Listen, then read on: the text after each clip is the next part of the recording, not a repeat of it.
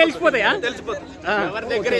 ఎవరి దగ్గర ఎలా నడుచుకోవాలి, ఎలా ఉండాలి, తన లైఫ్ స్టైల్ ఎట్లా మార్చుకోవాలి, ఎట్లా ముందుకు వెళ్ళాలి అనేది చూపించారు సినిమా మాత్రం సూపర్. అంటే ఇది మగవాళ్ళకి మంచి మెసేజ్.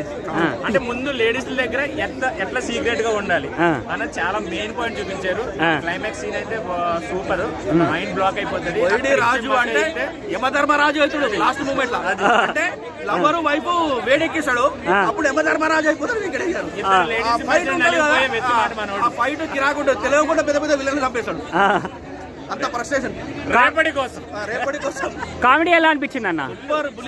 Full comedy. బుల్లిరాజు గారు ఎంటర్టైన్మెంట్, ఎమోషన్ అండ్ అలాగే మెసేజ్ ఓరియంటెడ్ అండ్ అలాగే సూపర్ డైలాగ్స్, మంచి డాన్స్ కూడా ఉంది, అలాగే సాంగ్స్ కూడా. స్టార్ట్ అయిన చాలా బాగుంది. స్టార్ట్ అయిన కానీ ఎండింగ్ వరకు బీమ్స్ మ్యూజిక్ మర్చిపోరు. అది చాలా బాగుంది. బీమ్స్ మ్యూజిక్ మర్చిపోరు. సాంగ్స్ అయితే సూపర్ భయ. ఆ పెద్ద స్క్రీన్ మీద చూస్తుంటే సినిమా నెక్స్ట్ లెవెల్. వెంకటేష్ గారి పర్ఫార్మెన్స్ అదంతా ఎలా అనిపించింది? వెంకటేష్ గారు అంటేనే ఒక ఆయన పేర్లోనే ఉన్నది విక్టరీ. ఎనీ సెంటర్ కాదు, అన్ని సెంటర్లు బ్లాక్ బాస్టర్ 175 days. అంతే. ఎనీ సెంటర్ కాదు, అన్ని సెంటర్లు బ్లాక్ బాస్టర్ 175 days. చిప్పి పడేస్తాడు పక్క. తగ్గేదే ఉండదు భయ.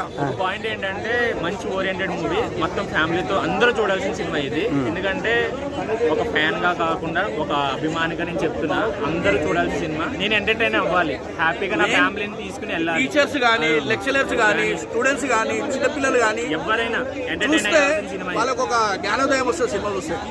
ఒక 2-3 నెలల నుంచి ఉన్న ఫ్రస్ట్రేషన్ నవ్వుతే మొత్తం మైండ్ క్లియర్ అయ్యింది. హైదరాబాద్ లో ఉన్న పీపుల్ అయితే చూడాలి.